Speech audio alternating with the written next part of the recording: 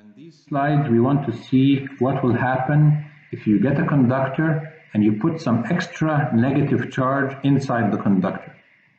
What will happen to this negative charge? Where will it go? Will it stay there or will it go somewhere else?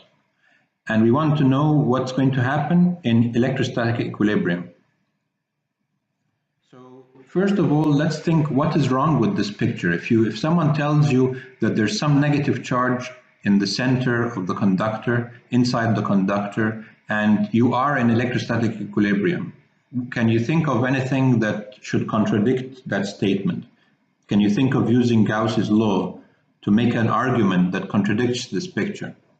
Think about it for a few seconds before continuing. Well, let's look. So the assumptions we're making in this argument, we're assuming that there is extra charge inside the conductor, and we're assuming that the conductor is in electrostatic equilibrium. So let's see how we can follow the argument. First, let's apply Gauss's law. Gauss's law, we know it's always valid. We can always create a Gaussian surface anywhere in space of any shape, and Gauss's law has to be correct.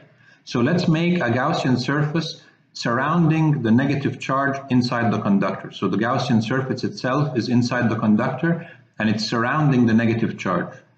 So we know that integration of E dot dA through the Gaussian surface has to equal to the amount of charge inside the conductor over epsilon naught.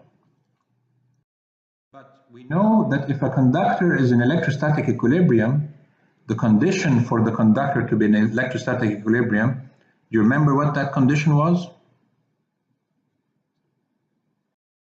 The condition was that the electric field has to be zero at every single point inside the conductor.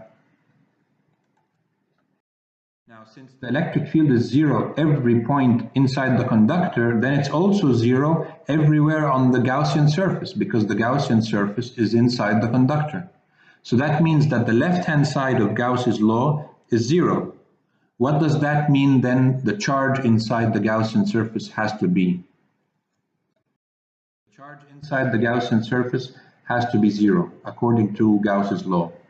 But the thing is that the charge inside the surface being zero predicts the assumption that we made that there was some extra charge inside the conductor. So the conclusion is that there cannot be any charge inside the conductor, inside this Gaussian surface. What if we said that the negative charge was over here, just outside the Gaussian surface? This solves the problem that we discussed, that there shouldn't be no charge inside the Gaussian surface. But does this solve the problem completely? It doesn't solve the problem completely, because you can make a bigger Gaussian surface, one that does enclose all this negative charge. And when you do that, the electric field on the surface of the Gaussian surface should be zero, because you're in equilibrium. That means the charge inside should be zero.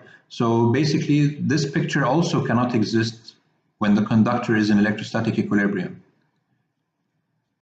The conclusion is, if you keep on making Gaussian surfaces of bigger and bigger size, the conclusion is that the charges have to be residing on the surface. When the conductor is in electrostatic equilibrium, the negative charges have to be on the surface of the conductor.